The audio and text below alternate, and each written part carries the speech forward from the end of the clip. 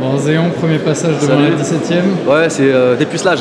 Voilà, alors comment ça s'est passé? Nous on était dans la salle, on t'a vu un peu stressé face à cette cour. Ouais, j'ai pas l'habitude de parler devant plusieurs avocats. Il y avait Frédéric Aziza qui était venu assister pour conseiller les avocats de la partie adverse.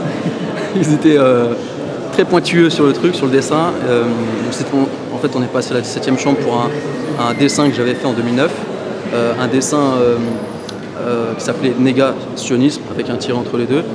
Et en fait, c'était un dessin que peut-être que tu mettras en post-prod, avec en fait un masque de juif qui est porté par l'Empire, c'est-à-dire un soldat israélien avec le logo des États-Unis, enfin le drapeau israélien.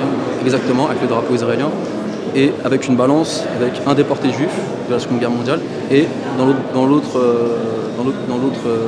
côté de la balance, tu as toute l'humanité entière et le déporté juif, ce qu'il a fallu leur faire remarquer.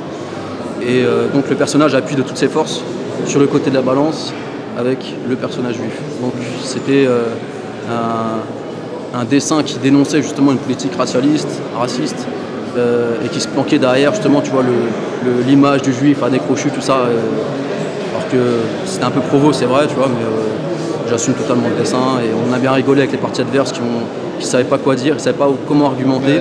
Tu as eu le droit d'être traité d'antisémite, de négationniste. J'ai été traité de négationniste à demi-mot, de raciste. Alors je me demande si on va porter plainte contre l'avocat du BVCA, parce que je ne suis pas sûr qu'il m'ait dit il est raciste, je n'ai pas trop de mémoire.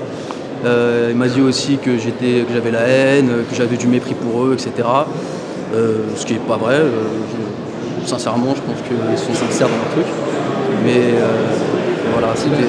Le délibéré aura lieu le 24 octobre. C'est le 24 ou le 25, je ne sais plus. C'est le 24 ou le 25 octobre. Le 25, on précisera de toute façon en temps et en heure. Ça marche. Est-ce que tu penses que le message est bien passé, que ce soit par ton témoignage ou celui de la plaidoirie de ton avocat?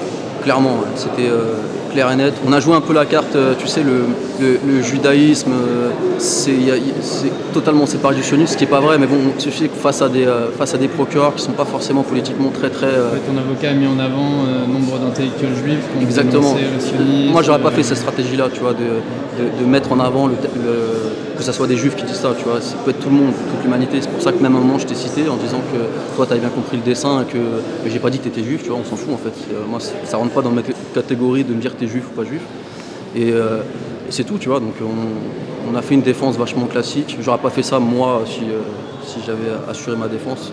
Mais bon, tu sais, face à des juges qui sont pas forcément... politiquement, ça se voit que c'est des naïfs.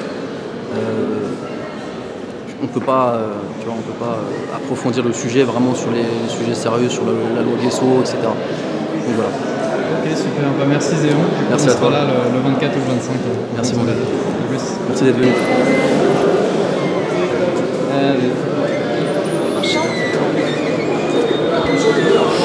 Au revoir Frédéric.